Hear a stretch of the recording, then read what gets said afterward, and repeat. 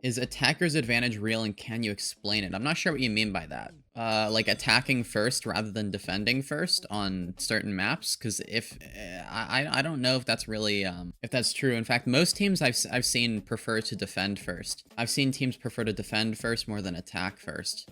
I don't know if that's what you mean though, like choosing sides in tournament match. Is that what you mean? Okay, yeah. So I found that most teams prefer to defend first. The reason why I think is generally because if you stop the cart in a certain spot, you know what you need to work towards when you're attacking. But like it goes both ways, you know, if you attack first, then you know what you need to defend for. Attacker's advantage is a PGE joke. Defenders get a setup advantage in most effective. All maps are defender oriented. All maps are defender oriented. But when I think it's more of like, is it better to attack first or is it better to defend first? And then like when you switch sides, like, you know, what's better to start with basically, I think is kind of where it is. Isn't there a psychological advantage if you're the better team and pick a map you can dominate and get in the other team's head? There are psychological advantages with just rolling a map, but also we've had situations like this before in matches where teams will have the choice between picking the correct map choice and picking the easy one. You might think that that picking a map where you'll guaranteed win is the best decision, but sometimes it'll come down to like, okay, you know the enemy team is going to bring you to this one map they're super good at for final map. Let's say it's map 4, it's your map pick. And if you want to win the match, you need to win map 4 and map 5. Okay? Let's say that's the situation. If you're picking map 4, do you go with the easy map to win but lose map 5? Or do you go with a map, do you go with the hard map and get yourself first ban advantage, you know, on that map? Do you pick the map that the enemy team wants, but you get your ban advantage? You win there, and then map 5 is a map that isn't as good for the enemy team, and they pick, and then, like, you can win map 5 as well. Does that make sense? Like, you don't always go with the easiest win option, basically. Sorry, I don't have, like, an example off the top of my head, but that's, like, what I'm thinking of at the moment. But yeah, no, you won't always pick the map which gives you the easiest win, because then sometimes that actually there's a good example. There's a good example in the Falcons versus CR match back in Hangzhou. They actually lost the moment they picked Circuit Royale. Now, to be fair, Crazy Raccoon won Circuit Royale and just won the match right there 4-2.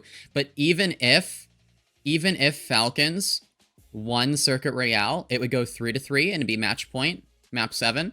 And guess what would happen? Crazy Raccoon got to pick Ilias. It's over. It was already over, chat. The moment that Falcons picked Circuit Royale, the easier map to win, they actually lost the match because it was like, well, you're just losing map 7 now. Good luck. Here we go. Virtus Pro starting on this Hazard composition. Eisnom is in. Vistola's out. I'm surprised that we have Ice on the Hazard, so it looks like they are working towards really bringing Ice as like a centerpiece to the team. But it actually, okay, it makes some sense here. On Oasis, because City Center is good for the Winston. So we've seen Ice do quite well on this map before. So maybe Vistola would come in for the Hazard on maps that are more like Diva oriented, flatter. Basically doesn't have City Center on it. Frosttails, you have Meishin in. I mean, really, I think you could probably just put in Vistola here because Meishin's like an off-tank player anyways, and Vistola's just better, you know? But yeah, the strategy here for Frosttails, I don't know if any of you kind of noticed the last time in the match against Quick Esports, but basically what their strategy is, and sorry, I'm going to turn down the sound a little bit. Their whole thing is let's literally like perma DM Kyo and pocket the Cass, right? So they're running Cass, they do not run the Freya, and it's super funny, chat. Just like watch what they do here. And this actually worked. This is how they beat Quick Esports on this map. So I'm actually going to show this in the video. Chat, this is a preview for my next main channel video. So Kyo on the Cass here. Just look at Kyo. Look at how much care he's about to get. He's about to get all the care in the world. He's about to be the most cared Cassidy in Overwatch history. Just watch. Alright, you see the Diva's gonna walk with him? The Diva's gonna... Okay, we're gonna split off a little bit, but it is fine. Yeah, the Diva's gonna take an angle. That's chill. And then we're gonna mark the Tracer. Good. Oh, my Diva fed. My Diva fed. My Meijin fed. No. Okay, it didn't work out there. Yeah, okay. Eyes with the black crosshair. That's like an interesting crosshair, actually. You'd think that would like blend in, right? I guess on certain maps it wouldn't, but on some map, like like it's darker on this map. Okay. Yeah, but like here, okay. Hopefully we'll actually be pocketing Kyo this time, and we'll kind of see it. Okay, Kitsune, there's the pocket. We're gonna DM. Look at the DM onto the Deadeye. We're gonna beat as well. We're gonna use everything to keep Kyo alive. Kitsune, beat, and DM, and there we go. We killed Gala. Nice. Yeah, this is the whole thing, chat. Kyo kills 2. Let's go. It works kind of well in this specific map. There we go, 3. Let's go. Kyo Glaze 4000% ethical. I mean, you gotta love the hit scam player that doesn't talk much but gets giga pocketed by the diva. It's great though. Just we'll keep watching this here. We'll keep looking at the Cassidy because that's all that matters. Oh shit! Wait, that was kind of crazy. Okay, Kyo with another. Bullet shots out. Kyo is still healthy and alive. If Kyo dies, the fight's over. If Kyo's alive, the fight is still going. Oh shit! Okay, goodbye, pack. Oh, okay. Oh, Kyo takes a shot there. Pocket Kyo, pocket Kyo. There's a good Suzu pocket Kyo. Oh, Kyo is dead. It's over. It's Jover. There we go. Bam. Yeah, that's it. The pocket Kyo strat only works for so long, but yeah, Pack just got owned there. Pack, unfortunately not gonna live through that. But hey, Frosttail's winning some fights. That's solid. I forgot to run a prediction as well. Sorry about that. Chat, I am actually gonna be out of it this time, okay? I should not be working today. I'm working today because, well, you gotta keep consistent, right, chat? You gotta keep streaming. But I really shouldn't be working. Offensive Diva Bomb in the Big 25. I think that was more of a desperation Diva Bomb, if anything. Just like, is there any benefit to a specific crosshair, or is it just what's comfortable for you? I would say it's a kind of a combination of both, okay? There are certain crosshairs that you should never use, because, like, you know, you don't want to, like, make your life harder for yourself, or use a crosshair that's hard to see, or, like, is taking up too much of the screen, or doesn't actually allow you to be accurate. So, like, there are certain parameters in which a crosshair can be kind of, like, good or bad. But here's the thing, okay? Here's the thing. That, like, set of parameters in which a crosshair is decent is, like, massive. So there are, like, basically an infinite amount of crosshairs that are, like, good enough that you could use within your comfort level. So, you know, I wouldn't, like, you know, hyper-fixated on it too much. You see, each of these players are using something completely different, sometimes even going with something stylistic like the heart crosshair. So, like, don't stress over it a ton, just don't, like, go with a stupid crosshair. Something like even what Gala has here, like the small little crosshair, I like that. What Meijin has is pretty much what I use.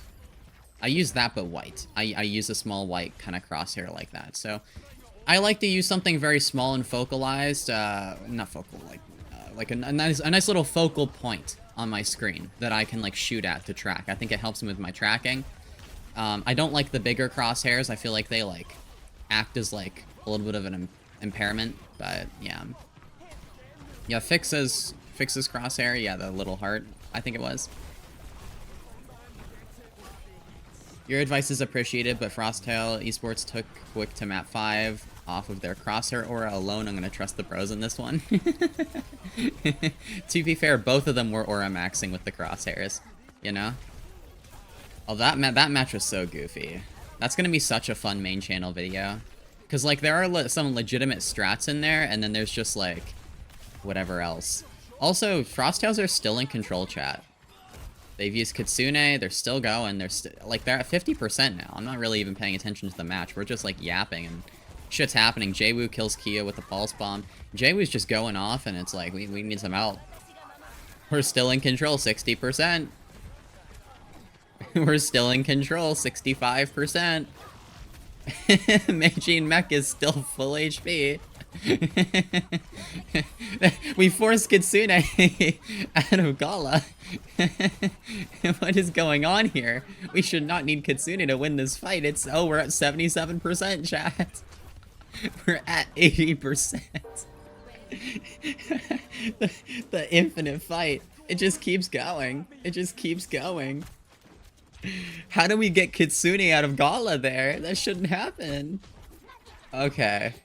Okay. Virtus Pro, let's lock in. We got this. Beat for beat, Fix is low. Fix up! Oh, Fix is just dead! He's just dead! Oh shit, Pack's dead as well, okay. Why is every Frost... Oh, the pulse bomb. Pocket Kyo, chat, Pocket Kyo. That's the strat. If you pocket Kyo, you win. Just DM him, beat him. Kyo cannot die. Whoa, Kyo's dead. Shit. Chat, it might be cooked. The goat's dead. The goat has fallen. Okay. Virtus Pro. They might actually be locked in now, although they've used like all of their ultimates here. Gala's getting closer and closer to another Kitsune. At least Gogo's dead. Kiwi's a little ahead of Gala on the Kitsune. Frosttails, you gotta stop, like... You gotta stop being just this goated team. Like, the Aura Deadeye, let's roll in. Let's get the full DM on us going. Ah, that almost got a kill too. And we're just gonna keep pocketing Kyo. Wait, okay. Crazy hazard wall from Icenom, actually. Like, that was just completely goated. Okay. That was a really nice hazard wall, I have to admit. You can't get much better than that. That completely blocked off Kyo. Imagine if Kyo had a team. I'm pretty sure all Frosttails are just this walking Kyo shield. It's like that one, it's like that one scene in Ender's Game where they're all, like, surrounding each other. Like, they all, like, gloop up together, and they just, like, tank everything and reach the enemy, like flag point or whatever. I forget, like, how they did it, but, like, it's like Ender's Game. Has anyone watched that movie? It's like that. Just everything to protect one person. Okay, it's still losable. Meijin gets Shockwave. Icenom gets Pack. Meijin's mech is gone. This should be Virtus Pro.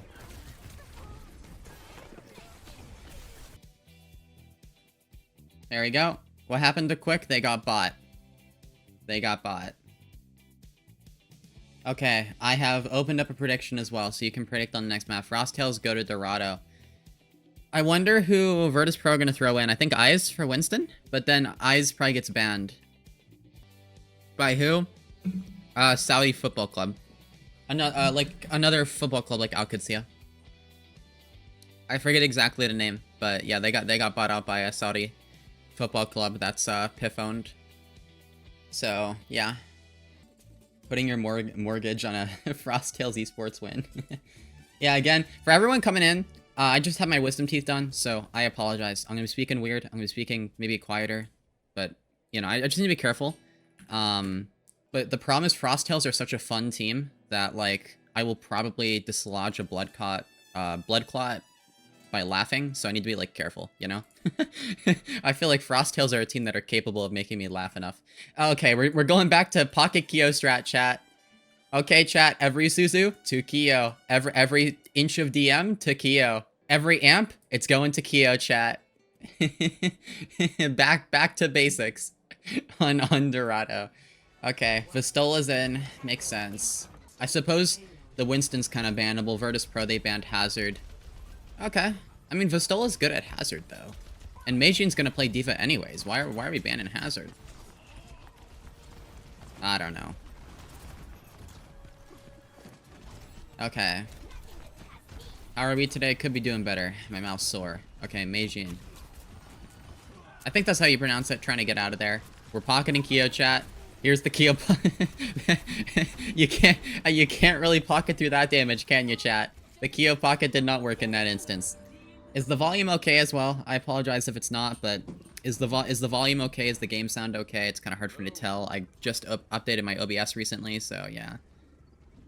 How come they chose Cass as the hero to pocket? Because that's the way you kind of run Cass in compositions. You generally just like pocket the Cass and you walk forward, and Kyo's quite good at Cass, so it made sense to run the Cass and play it that way. Cass is very good at walking at the enemy team, getting pocketed, and just getting a kill or something. There you go, Kyo kills Fixa, gets traded up by Jwoo. Now, we see Virtus Pro maybe trying to copy the strat a bit, although it looks like Jwoo's just killing everybody. Like, you don't even need Shockwave here. Yeah, Jwoo just did everything.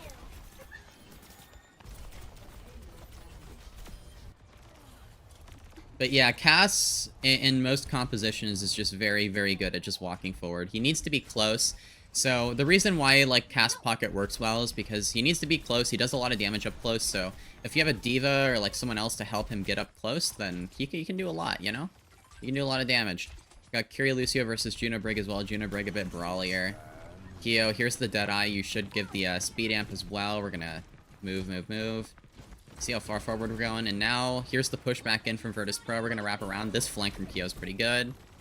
We're going the whole way around. Try and use this Kitsune. This rotation is interesting. Okay. Frosttails played that surprisingly well. I thought they just, like, lost after they fucked up the Deadeye. Okay, JWoo missed that. Going for the blade now. Should be able to kill Pack. Yeah, okay. And that should be it. JWoo's gonna solo everybody. Oh, Shockwave kills too. Shockwave kills... Okay, Shockwave kills everybody. That's a blade, a rally. It's a fine committal from Virtus Pro there. Okay. Here's the Deadeye from Shockwave. What is this Deadeye? Did we, like, fall off the card on accident? Like, are we good? Here's the speed ring. It's late. Speed ring's way too late. Yeah, speed amp or speed ring off that Deadeye is the trick, right? You always go for that, and then the DM. You just DM speed ring. It's that's a strat that's been around since Overwatch 1 actually, in the old Reinhardt Brawl comps. That's kind of where it comes from. That's where a lot of where it started, you know? You'd have the off-tank diva, you'd DM for your Cassidy, and your Cassidy with Deadeye, and you'd speed amp with the Lucio, and it worked pretty well.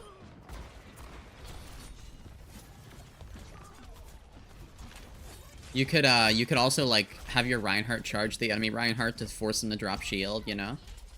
That'd be fun. Virtus Pro, they've made their way to the 3rd point.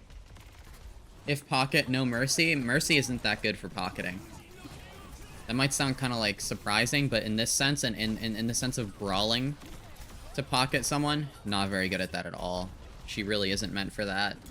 Mercy is only good for pocketing someone if you're trying to spam out a certain choke from range. The moment Mercy has to be close to someone is the moment that Mercy becomes pretty much useless. So, actually, it's like, it would be way better for a Lucio or Kiri to be, like, directly pocketing a Cass who's trying to brawl, or even a Brig Juno, you know? Like, they're gonna be way more efficient at that, right? Vistola swapping to Ram here for 3rd point is a bit flatter, that makes sense. Frosttails, they're, like, kind of spawn camping here, almost. Gala probably gonna orbital. There it is. I don't know if I like that orbital, and Shockwave is just focused down, but JWoo... Can JWoo kill everybody? Is JWoo that guy? Maybe not. Okay. Frosttail's playing this surprisingly well. Meijin, oh, super low. The mech's very low. There you go. But yeah. Terrible at burst pocketing. I wouldn't even say it's like the burst, but you are right on that. Like, Mercy can't do much burst healing, but Mercy just doesn't like to be close to the enemy team. She wants to sit super far back and pocket a DPS who also wants to sit super far back. Cass is like the opposite. Cass is like, I need people to pocket me so that I can run into the enemy team. Right? So you need supports that are gonna play for that as well. Yeah, Mercy, super situational hero. Super situational. Not that good of a design. Fixa gonna walk in. There we go. Here, yeah, there you go. Here, the rally, and then the Cass just rolls in there, kills Kyo. You can see how Cass, it's always in. You're always trying to make your way in. You can't exactly play this way in ranked, though. Like, even, like, Shockwave probably wouldn't play this way in ranked, but when you're playing Cass in, like, a team environment, it takes a lot of trust. I think... In a sense, like, it's for both teams, it's a matter of trust. Kyo's over to Sim. It's the same deal. I mean, you're still pocketing your Symmetra.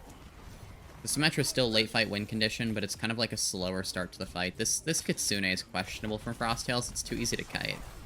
The re-engage from Virtus Pro is good. Annihilation's down. Meijin able to get Gala, though. Okay. This is winnable for Frosttails. Kyo's being a bit of an annoyance there. Slowed. Taken down by Fixa. Yeah, Kyo's been on Sim for a little bit. That swap came back a while ago. Kiwi's able to get Shockwave. Looks like the Deadeye didn't work out too well for Shockwave. Vistola trades Kiwi. Here's the Blade. Okay, Pack. Actually, really nice Blade there. Beautiful. There's the Bash from Fixa coming through to shut down the Blade. Meijin's on point, the Baby Diva.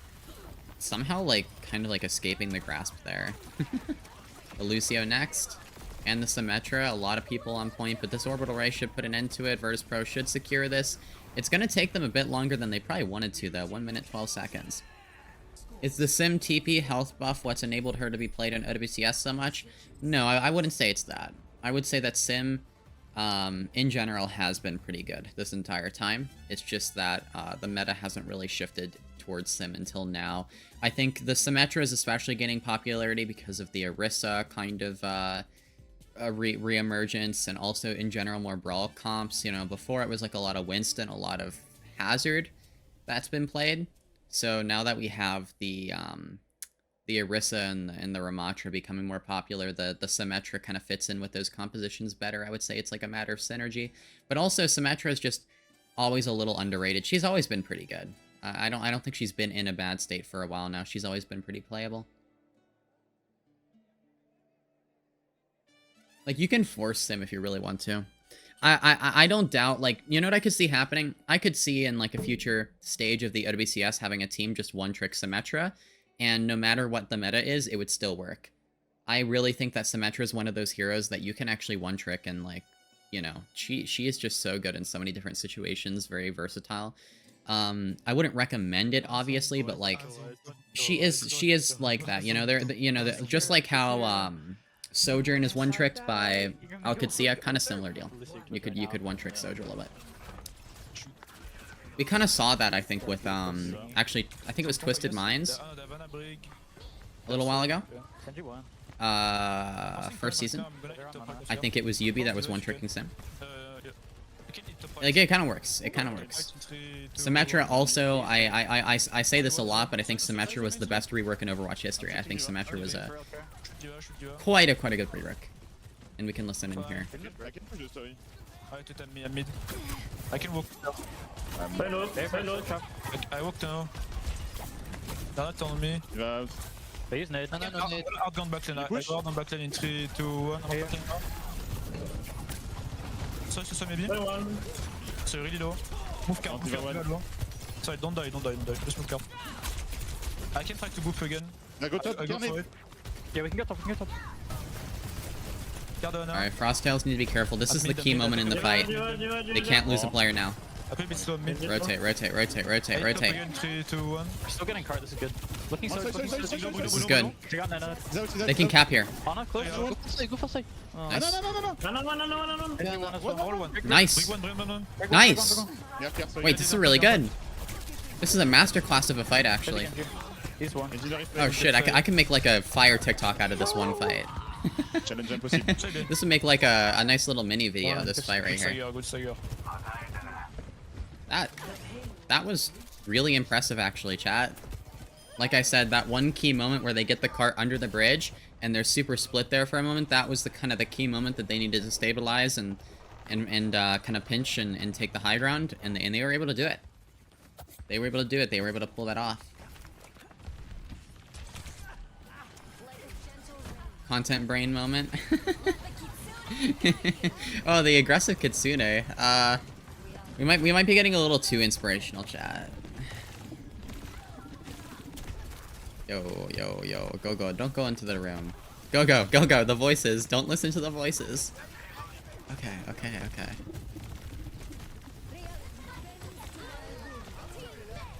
I'm trying as hard as I can not to dislodge a blood clot. I'd be screaming, please, go. Do not listen to the voices, but I need to be careful. Okay. Pack. There's the beat from Go-Go. There's the blade from Pack. It's a good blade. Oh, that was a nice whip shot from Fixa, though. Fixa carry. Go-Go's dead. Fixa carry, chat. Pack gets a kill. Nice DM. Yo, Pack.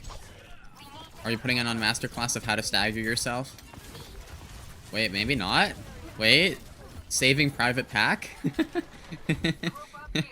He managed to get out of there. Okay. We have Shockwave on like an angled Ahoy back here. Shockwave's in the whole way in the back. Alright. Nice boop. Alright, push cart, live. Oh, Fixa gets a kill in the Kyo, okay.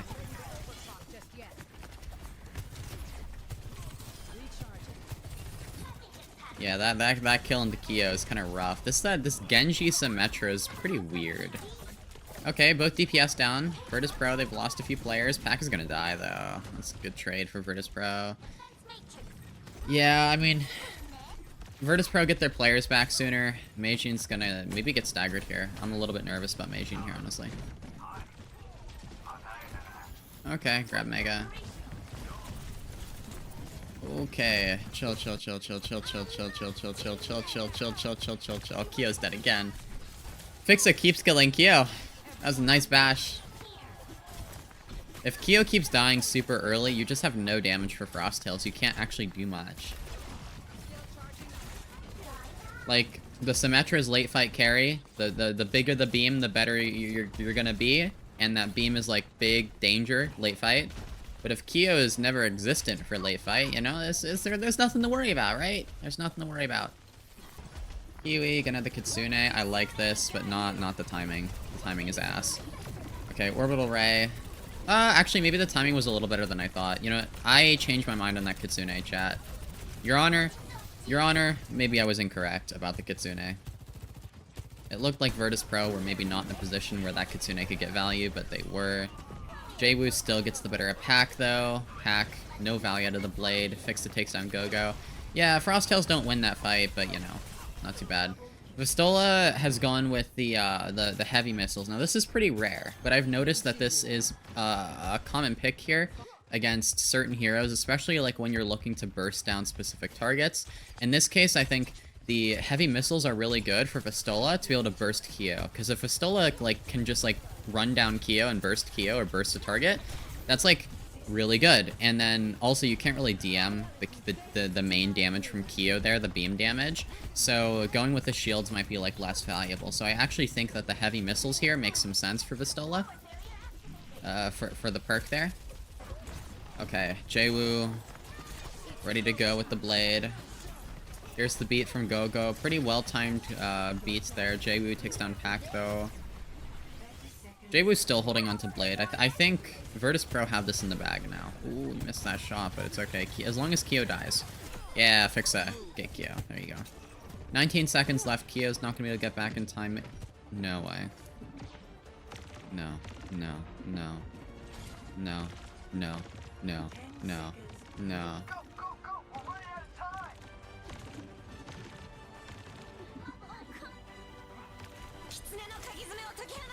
No way. He's going for it. He's going for it. Oh, he did not land a remake kill. Okay. What are we doing? We waited so long. That's so funny. Yeah, that was maybe not the play, but hey, they got a contest off. That's impressive. All right, 2-0 in favor of Virtus Pro. Looks like they can maybe close this one out, put the fries in the bag. Meijin really wanted that remake kill though. He was just waiting and waiting. He waited until the Kitsune was down. Like, dude, I don't think it's happening at that point. Yeah, I thought it was gonna be a back cap plus remake. Like, I thought the plan was he was gonna run out as Baby Diva, and then like when they came back to contest, he would like try and like stomp them. You know, that's what I thought was gonna happen, but no. Start prediction. Okay, predictions open for next map. Make your pick.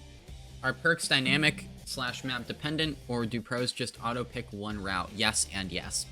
Both happen. It just depends on the hero, depends on the situation. In the case of heavy missiles versus shields, that is kind of compositionally dependent. I would say there's not many perks that are like map dependent. Maybe Zarya's like jump ups, but it really depends on the hero. So, you know, you'd have to go through each hero to kind of answer that question for each specific set of perks. Okay, New Junk City. That's the next pick from Frost Tails. Let me guess. Kyo's gonna go cast, and we're gonna pocket the hell out of Kyo. I wonder if Virtus Pro just banned cast. That'd be really funny. Frosttail eSports comms being in English because Kiwi's the lone stinky Brit is very funny to me. I wouldn't be surprised if they would come in English anyways, but maybe I'm wrong about that. I could be wrong about that, but I feel like it would still make sense to come in English since they're all used to doing that. Like on their previous teams, you know? What hero do you wish you could see more of in pro play? Echo. I wish I could see more Echo. And I wish I could see Sombra, the version with actual translocator, the one you set down. That Sombra, but that Sombra is gone. That hero doesn't really exist anymore. The new Sombra they replaced, I mean, I consider that Sombra a different hero. But yeah, not necessarily Overwatch 1 Sombra, but I think like, you know, that start of Overwatch 2 Sombra type of deal, you know? Just the Sombra that could be used in the ball comp. I miss my Zen Brig. Actually, you know, Zen Brig in general is a backline. Not Zen on his own. I think Zen on his own isn't that interesting to me. Zen Brig, like ball, like Zen Brig dive is like very interesting to me though. I always like to see that. I'd like to see Zen Brig ball come back. I actually think that Zen Brig is better than people might think Zen Brig is, but yeah. Have we seen Echo since Stockholm Malgabrain route? Oh, we've seen some Echo here and there, but not super popular. Ball player likes ball comp. I don't really like the 5v5 ball as much, actually. I'm not that good at ball anymore, but I'm okay. You have to remember, I'm also a ball player that likes old Sombra. Find a ball player that liked old Sombra. I loved that matchup. Oh, what's up, Gills? I would have already won if I was playing disappointing performance. I think you're right, Gills. Chat, if you don't know who Gills is, Gills is our favorite commenter over on OC0. We're gonna do a second channel plug, chat. I have a second channel where I post stuff from these streams, and Gills is our goat. Gills probably put a comment here. I'm sure that Gills did. Gills is always here. I think you mean the second best behind me. What? We have the best Genji player in the world on our... Yeah, see, Gills is the best Genji player in the world, so there you go. Gills is the GOAT. Gills is the icon. Make sure to check out the second channel. Make sure to like Gills' comments. That's our GOAT.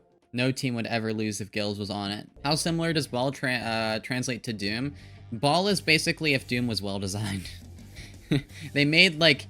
Doom is, like, also displacement, but he focuses more on burst, while Ball is better at actually going for displacement and hits and, like, enabling other people. I think, like, I don't know how to explain it very well, but basically Doom is just worse Ball, kind of. That's, like, that's a big oversimplification, though, to be fair. Massive oversimplification. So are Nightmare just the anime protagonist of OWCS? Yeah, I guess so. It's hard not to root for the current Nightmare roster, though, because of how new they are and these players that, like, you know, they shouldn't be this good, but they are this good. It's kind of awesome. Okay, chat. I think we may be pocketing Kyo. The ban on Brig to force Kiriko Lucio from Frosttails, so that makes sense. They like their Kiri Lucio. They want a better chance at, like, out-brawling, you know? Virtus Pro ban Diva.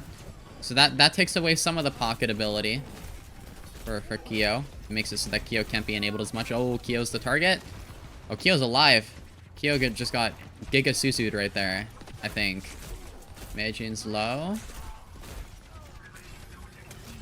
Okay, the cap is coming through. The person who's on point, I believe, is the Genji, so that's Jwoo, and now Pack's also matching. So we have a Genji 1v1 going on point that we can't really see. Shockwave gets Kyo, the fight's over. It is a Virtus Pro fight win unless something changes, which is unlikely at this point. Yep, there you go. All the dominoes fall. The Freya is still being played by Virtus Pro.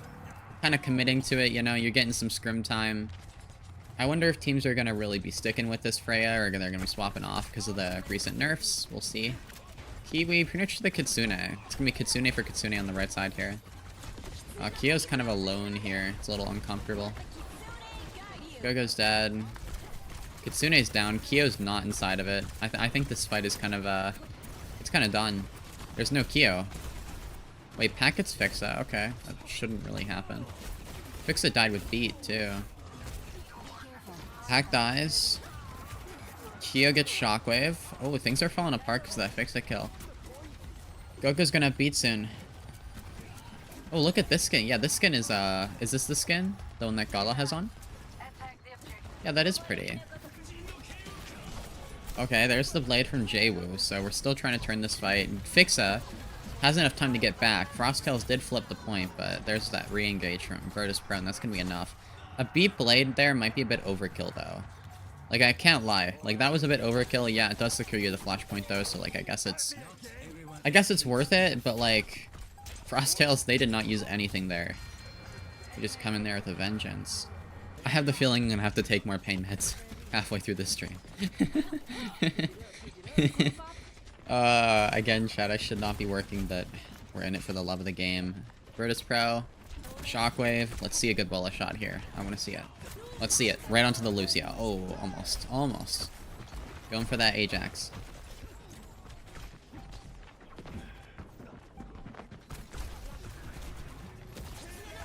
Okay, there's the Hazard ultimate. Blade from Pack. Ooh, okay. Not able to find that kill onto Shockwave. Now Gala's just gonna back off. We're gonna look for the loot. Go, put in the mechanism. Taking down Frosttails, though. It looks like they're gonna win a fight here. They're gonna win first fight. Ooh, Kyo's low, but Gala not able to finish the kill. So Frosttails, they're staying in it. I like the Sombra pick here.